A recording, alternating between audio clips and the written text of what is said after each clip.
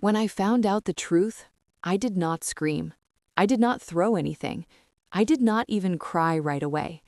I just sat there at my kitchen table, staring at the cup of tea in my hands, watching the steam disappear. For 15 years, she had hidden something from me. 15 years of birthdays, 15 years of family dinners, 15 years of smiling at me across the table. And all that time, I had no idea. It is strange how life can feel normal, safe, warm. You think you know your family. You think you understand the people you love. But sometimes the biggest change in your life happens quietly, and you only see it when it is already too late. Her name is Sarah. She came into our family 15 years ago, holding my son's hand, smiling shyly, promising to love him forever. And I believed her. I remember the first day I met her. She wore a soft blue dress. Her hair was tied back in a simple braid. She brought homemade sweets for me, even though she didn't have to. "I hope you like them," she said softly. I smiled and said, "If my son likes you, that is enough for me." And I meant it. I was not a difficult mother-in-law. At least, I tried not to be. I knew how it felt to be judged. When I married my husband years ago, his mother barely looked at me for the first year. I promised myself I would never make another woman feel small in my home. So when Sarah came, I opened the door wide. I gave her my kitchen. I gave her space. I gave her trust. And for a long time, everything seemed peaceful. Or maybe I just wanted it to be. We were not a rich family, but we were close. My husband, Rahim, worked long hours at a small repair shop. My son, Daniel, was our only child, quiet, thoughtful, sensitive in ways his father never showed. When Daniel told me he wanted to marry Sarah, I saw the way his eyes softened when he spoke her name. That was enough for me. They moved into the small house next to ours after the wedding, close enough for Sunday lunches, close enough for shared tea in the evenings. In the beginning, Sarah would come over almost every day. "Ami, do you need help with dinner?" she would ask. Sometimes we would cook together. Sometimes we would just sit and talk. She told me about her childhood, about how her father left when she was young, about how her mother worked 2 jobs. "I always wanted a big family," she once said quietly. I reached over and touched her hand. "You have one now," I told her. I thought that moment meant something. Maybe it did. The first year passed gently, then the second, then the third. People started asking about children, at weddings, at funerals, at markets.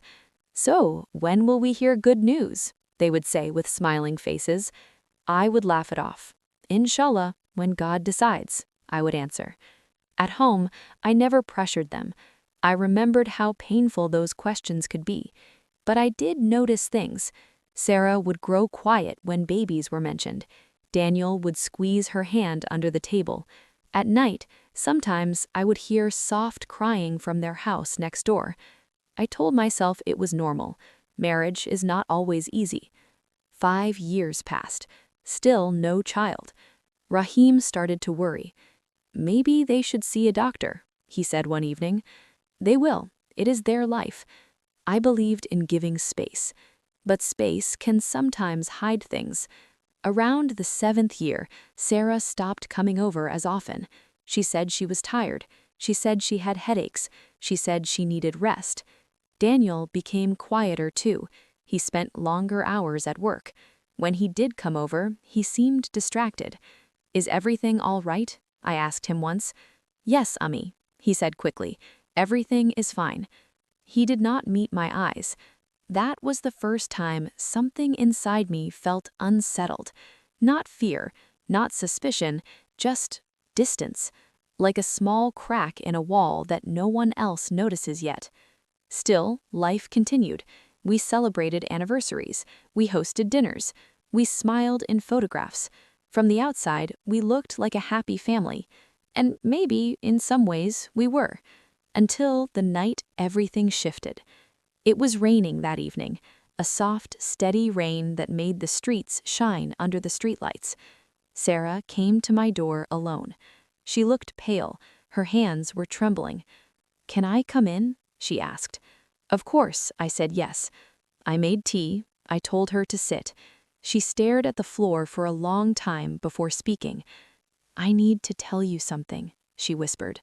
That was the moment I would later replay in my mind again and again, because that was when I realized for 15 years she had hidden what changed our family, and I had never seen it. "I need to tell you something," she whispered. Her voice was shaking. I handed her the cup of tea, but she did not touch it. Her fingers stayed folded in her lap, tight and pale. Outside, the rain tapped gently against the windows. Inside, the room felt very still. "You're scaring me," I said softly. "What is it?" She looked up at me, and for the first time in all these years, I saw fear in her eyes. Not the fear of being judged, not the fear of gossip. It was the fear of losing something, or someone. "I should have told you a long time ago," she said, "but I didn't know how." My heart began to beat faster. When someone says those words, it never means something small. She opened her purse and took out a folded envelope. It looked old. The edges were worn. She placed it on the table between us. I did not touch it right away. "What is this?" I asked. "It's the reason," she said quietly. "The reason there were no children." The room felt smaller. For years, I had told myself not to think about it, not to assume, not to blame. But now, the truth was sitting on my table. I slowly picked up the envelope. Inside was a medical report. The paper was dated 15 years ago. 15. My eyes moved across the words. I am not educated in medical terms, but some things are easy to understand. Complications, low probability, permanent damage. I looked up at her. "This was before the wedding?" I asked. She nodded. "I found out 2 months before," she said. "The doctors told me it would be very difficult, maybe impossible." I felt something heavy settle in my chest. "Did Daniel know?" I asked. She shook her head. "No." The word landed between us like a stone. For 15 years, my son believed something that was not true. For 15 years, he carried quiet disappointment in his eyes. And for 15 years, she carried this alone.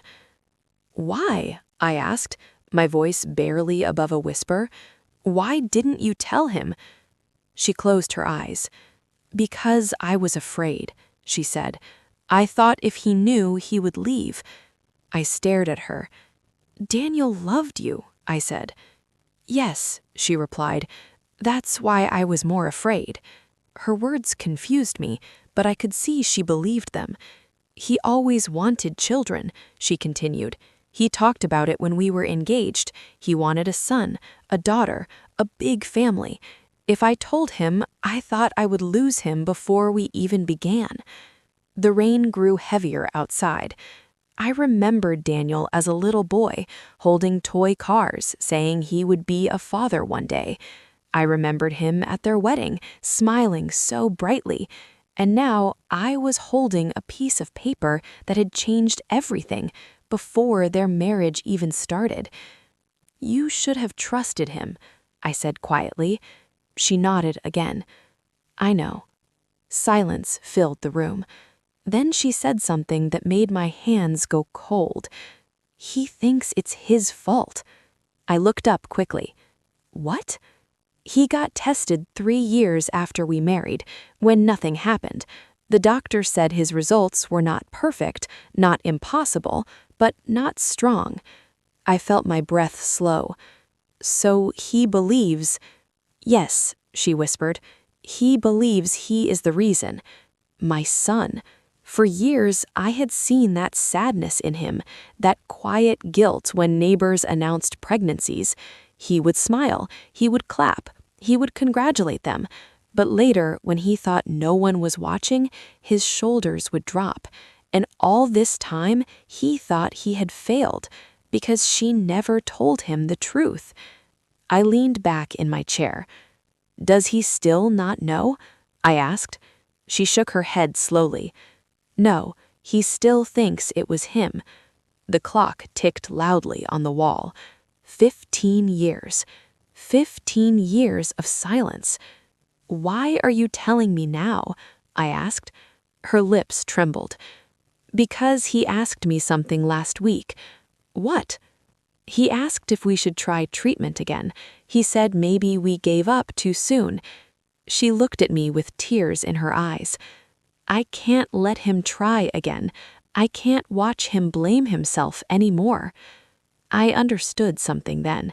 This was not just about fear.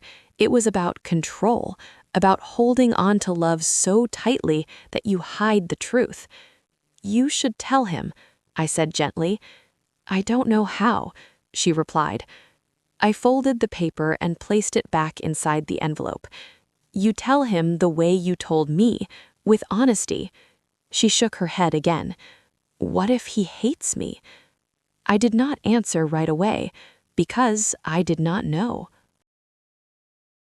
I watched them from behind the curtain, not to spy, but because something inside me knew that this moment mattered. The sky was gray, the air was heavy after the rain. Their voices were low, but I could see their faces clearly. Daniel looked confused at first, then serious, then hurt. Sarah was speaking quickly. Her hands moved as if she were trying to hold the words together, and then she stopped. She looked down. Daniel did not move for a long time. When he finally stepped back, it was not dramatic. He did not shout, he did not wave his arms.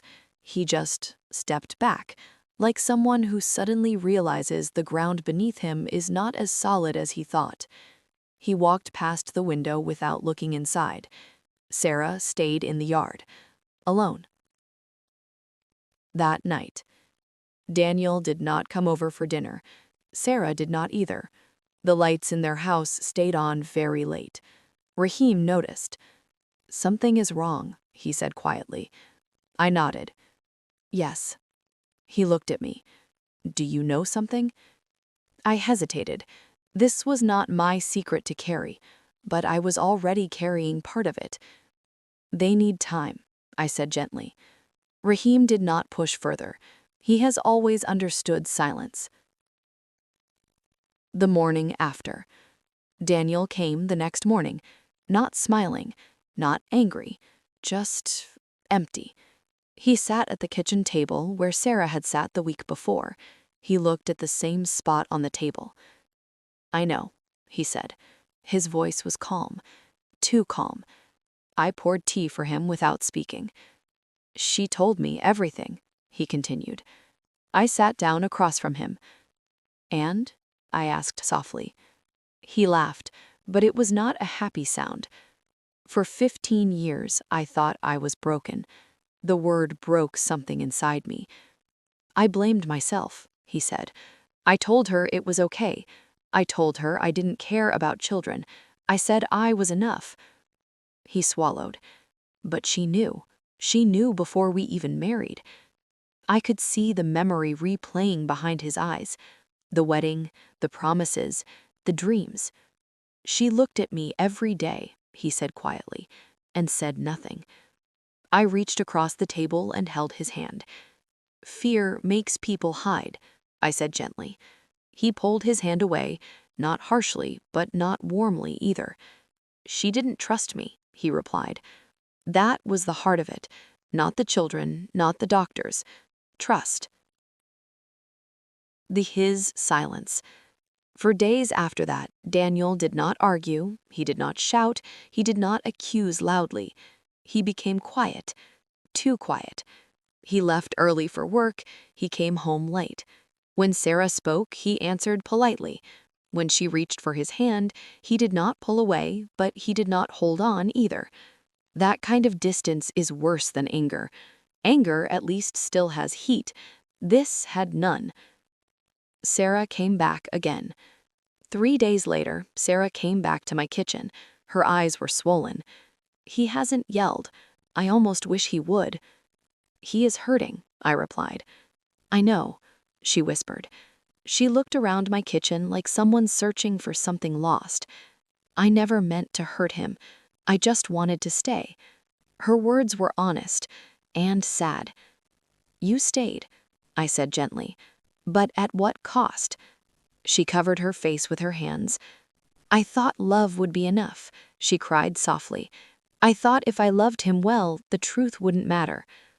I let her cry. Sometimes people do not need advice. They need space for their regret. The real turning point. The real breaking moment came a week later. Daniel invited us all for dinner at their house. It felt formal, planned. The table was set neatly. The food was simple. No one spoke much at first. Then Daniel cleared his throat. "I've been thinking," he said. Sarah's fingers tightened around her fork. "I don't know if I can live with this." The room went still. Raheem shifted in his seat. "What do you mean?" I asked carefully. Daniel looked at Sarah, not at me. "I can forgive many things, but I don't know how to forgive being lied to for 15 years. Sarah's lips trembled. "I was afraid," she whispered again. "I would have stayed," Daniel replied. "You didn't give me the choice." That sentence felt like the final door closing. Choice. She had taken it from him. "I thought you would leave." "And now?" he asked softly. She had no answer. The silence between them felt wider than the table. "I need space," Daniel said finally. Sarah nodded slowly. "I understand, but understanding does not make pain smaller." The separation. Daniel moved back into our house 2 days later. Not permanently, he said, just for a while. He brought only a small suitcase. When he walked into his old room, I felt time fold in on itself. He looked like the boy he once was, confused, quiet, hurt. "I don't want you to hate her," I told him that night. "I don't," he replied. "That's the problem. If he hated her, it would be easier. But he still loved her, and love mixed with betrayal is a very heavy thing." The quiet house. Sarah stayed alone next door. The house that once held shared laughter now held only echoes. Sometimes I saw her through the window, sitting at the table alone. Sometimes she would walk in the yard slowly, as if measuring the space she might lose. 15 years. So many memories. Birthdays, anniversaries, small daily routines, all now balanced on one decision made long ago, one secret. My own reflection. At night, I lay awake thinking, what would I have done in her place? If I knew something about myself that might push away the person I loved, would I have been brave enough to tell the truth? Or would I have hidden it too? I wanted to judge her, but I also understood her fear. Love can make people selfish, not in a cruel way, but in a desperate way. She didn't lie to hurt him, she lied to keep him. But sometimes keeping someone by hiding the truth only delays the loss. It does not prevent it. A small, unexpected moment. One evening, about 2 weeks into the separation, something happened that I did not expect. Daniel was sitting in the living room when the power went out. The whole street went dark. I lit candles. For a few minutes, there was a knock at the door. It was Sarah. She looked frightened. "I don't like the dark," she said softly. Daniel stood up slowly. For a second, I thought he might send her away, but he didn't. He stepped aside. She came in quietly. They sat on opposite ends of the sofa, the candlelight flickering between them.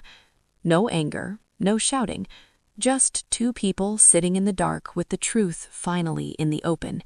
And sometimes, that is where healing begins. The candlelight made everything softer. The walls looked warmer. The silence felt closer. Sarah sat at the edge of the sofa, her hands folded tightly in her lap. Daniel sat across from her, leaning forward, his elbows on his knees. Neither of them spoke at first. The power outage felt almost like a gift. No television, no phones, no distractions, just truth sitting between them. "I never meant to make you feel small," Sarah said, finally. Daniel did not look at her. "You didn't," he replied quietly. "I did that myself." She shook her head. "No, if I had told you, you wouldn't have blamed yourself." He let out a slow breath. "For years, I thought God was punishing me," he said. "I thought I wasn't enough." The candle flickered. Sarah's voice broke. "I watched you carry that," she said. "Every time someone asked about children, every time you looked at babies and smiled like it didn't hurt." Daniel's jaw tightened. "Then why didn't you tell me?" he asked again. This time his voice was not angry. It was tired. Sarah wiped her tears slowly. "Because the longer I waited, the harder it became," she whispered. "The first year, I told myself I would tell you soon. The second year, I thought maybe a miracle would happen. By the third year, I was already too deep." She looked at him carefully. "And then you got tested, and the doctor said your results were weak, and you believed it was you." Daniel closed his eyes. "I let you believe that," she said. "I watched you carry it." Her honesty hung heavy in the room. "Did you ever think I deserved the truth?" he asked. "Yes," she said immediately. "Every day." "Then why?" She took a deep breath. "Because I was selfish," she said softly. "I loved you more than I loved being honest." That sentence felt different. It was not an excuse, it was a confession. Daniel's breaking moment. Daniel stood up and walked toward the window. Outside, the street was dark and quiet. "For 15 years," he said slowly, "I defended you." Sarah looked confused. "From what?" she asked. "From my own doubts," he replied. "Sometimes I felt like you were hiding something, but I told myself I was imagining it." He turned to face her. "You made me doubt myself, too." Her shoulders shook. "I know." He leaned against the wall. "I don't know what hurts more, that we can't have children, or that you decided for me." The room felt smaller again. Choice. That word kept returning. "I thought if you knew, you would leave me," she whispered. "And now?" he asked. She swallowed. "Now I know that even if you leave, I deserve it." The honesty in her voice was different now. It was not defensive. It was surrender. My place in their story. I sat quietly in the corner, holding the candle between my hands. This was not my moment to speak, but I was witnessing something important. Not anger, not blame, truth. Truth is painful, but it is also clean. For years, their marriage had been built around something hidden. Now it was exposed, and they had to decide if love could survive without the lie. A question that changed everything. After a long silence, Daniel spoke again. "If you could go back," he said, "would you tell me before the wedding?" Sarah did not hesitate. "Yes." "Even if I walked away?" Her voice trembled. "Yes." That answer made Daniel pause. He studied her face carefully. "For 15 years," he said slowly, "you were afraid of losing me." She nodded. "And now?" he asked. She swallowed.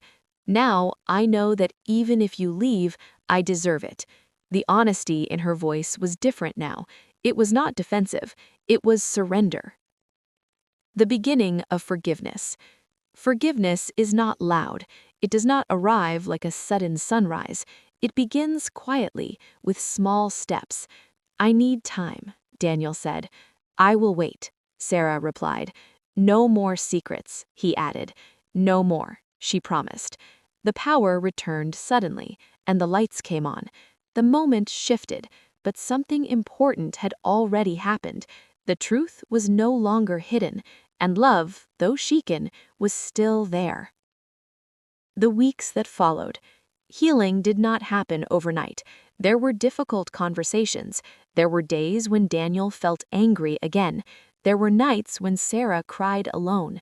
But there was also honesty now, real conversations. Daniel asked questions he had buried for years. Did you ever think of leaving me instead? No. Did you ever stop loving me? Never. And slowly, trust began to rebuild. Not the old trust, that one was gone, but a new one, stronger because it had survived something painful. A new kind of future. One evening, about a month later, Daniel came to my kitchen again. He looked different, still thoughtful, but lighter. We talked about adoption, he said quietly. My heart warmed. Really? I asked. He nodded. We realized something, he continued. We were so focused on what we couldn't have, we forgot to see what we still could. I smiled gently. And how does that feel? He paused. Hopeful, he said. That word felt like sunlight. Sarah's apology. A few days later, Sarah came to see me. She stood at the same place where she had placed the envelope weeks before. I'm sorry, she said softly. For what? I asked. For putting you in the middle, for not trusting this family with the truth. I reached out and held her hands. You were afraid, I said. Fear makes people hide. She nodded. But hiding almost cost me everything. I squeezed her fingers gently. You learned, I said. That matters. Tears filled her eyes again. But this time, they were not only from regret. There was relief there too. 15 years later. Looking back now, I understand something clearly. The secret did change our family, but not in the way I first feared. It forced us to speak honestly. It forced us to look at our love without illusions. It showed us that silence protects nothing, and that truth, even when late, is better than comfort built on fear. Daniel and Sarah are still together. Their home is not quiet anymore. There is laughter again, not because everything is perfect, but because everything is real. Ending reflection. Sometimes we think love means holding on at any cost, but real love means giving the other person the right to choose, even if that choice might hurt us. For 15 years, she hid what changed our family. She thought the secret would protect her marriage. Instead, it nearly destroyed it. But honesty, even delayed, opened a door that fear had kept closed. If there is one thing I have learned, it is this. Truth may shake your home, but lies slowly empty it. And love, true love, can survive many things, but it needs light, not shadows. When Daniel first mentioned adoption, I saw something in his eyes that I had not seen in a long time. Not pressure, not guilt, not disappointment, just possibility. It was small, fragile, but real. Sarah felt it too. I could see the difference in the way she walked into our home now. Her shoulders were not as tight. Her smile, though still careful, reached her eyes again. But hope is not simple. It comes with its own fears. The first visit. A few weeks later, they told us they had an appointment at an adoption center in the city. Sarah's hands were cold that morning. What if they don't approve us? She asked quietly. Daniel squeezed her fingers. We'll face that too, he said. That sentence meant something. We'll face that. Together. Not alone, not hiding. Together. When they returned that evening, they looked tired but thoughtful. It's not fast, Daniel explained. There are interviews, background checks, home visits. Sarah nodded. They asked us why we want to adopt, she said softly. And what did you say? I asked. She looked at Daniel before answering. We said we have love to give. Her voice did not shake when she said it. That was important. Old wounds resurface. The process was long. Months passed. There were forms to fill, meetings to attend, questions about their marriage. And some of those questions reopened old wounds. How long have you been trying to have children? Were there medical reasons? Did you consider treatment? Each question reminded them of the past. One evening after returning from another interview, Daniel seemed distant again. "You okay?" I asked gently when he came by. He shrugged. They asked when we found out about the medical issues. I understood immediately. And? He told them the truth, he said quietly. That mattered. No hiding, no protecting pride, just truth. But even truth can sting. "Do you regret staying?" I asked carefully. He looked at me with surprise. "No," he said firmly. "I regret the silence, not the marriage." That answer told me everything. A small setback. 3 months into the process, they received a call. A child they had been considered for was placed with another family. Sarah tried to be strong. "It's okay," she said. "It just wasn't meant to be." But that night, I heard her crying again. Not the quiet, secret crying from years ago. This time, she cried openly. Daniel held her. "I'm here," he whispered. The difference between then and now was simple. Now there were no lies between them. Pain shared feels lighter than pain carried alone. The real test. The real test came unexpectedly. One afternoon, Daniel came home earlier than usual. He found Sarah sitting at the kitchen table with an old folder in front of her. The same folder, the same envelope. She had kept it all these years. "I should throw it away," she said when he walked in. He looked at the papers. "No," he replied. She looked confused. "Why not?" "Because it's part of our story," he said quietly. Not anger, not blame. Acceptance. He sat down beside her. "I was thinking," he continued slowly, "if we ever have a child, adopted or not, I don't want secrets in this house." She nodded quickly. "Never again," she promised. But then he said something that made her pause. "That includes this." He pointed gently at the papers. She understood. "You mean if we adopt?" "Yes," he said. "Our child will know their story, and ours." Honesty would not be something they feared anymore. It would be something they practiced. That was the real healing. The call. 6 months later, on a quiet Tuesday morning, the phone rang. Sarah answered. I was in my garden when I heard her scream. Not a scream of fear, a scream of surprise. Then tears, then laughter. Daniel rushed outside. "What happened?" She covered the phone and whispered, "It's a baby girl." My hands froze around the watering can. A baby girl, 2 days old, looking for a home. The next few weeks passed in a blur. There were meetings, paperwork, final approvals, and then one afternoon they brought her home. She was tiny, wrapped in a soft yellow blanket, sleeping peacefully. Daniel held her like something fragile and sacred. Sarah cried quietly as she touched the baby's cheek. "This is our daughter," Daniel said softly. And for the first time in 15 years, the house did not feel quiet anymore. It felt alive. A new beginning. They named her Amina. Her cries filled the mornings. Her laughter filled the evenings. The yard that once felt empty now had a small swing hanging from the old tree. Sarah no longer avoided baby talk. Daniel no longer looked away when neighbors asked about children. They answered proudly. Yes, they would say, this is our daughter. Not adopted, not borrowed, not temporary. Ours. My final reflection. Sometimes I sit in my kitchen and watch Amina play in the yard. Sarah follows her carefully. Daniel pretends to chase her slowly. There is joy there. Real joy. Not the kind built on pretending, but the kind built on truth. 15 years ago, a secret changed our family. It created distance. It created pain. It almost ended a marriage. But it also taught us something we might never have learned otherwise. Love is not about holding someone so tightly that you hide the truth. Love is about trusting them with it, even when you're afraid, especially when you're afraid. If Sarah had spoken sooner, maybe there would have been less pain.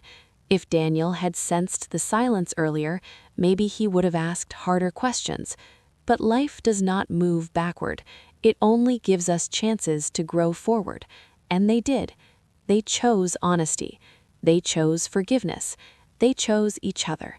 And now, when I hear Amina's small footsteps running across the floor, I don't think about the secret anymore. I think about light. Because truth, even late, brings light. And light is what keeps a family warm. If you're carrying a secret out of fear of losing someone you love, remember this. Silence may protect you for a while, but honesty is what allows love to breathe. And love, when given air, can survive more than we think.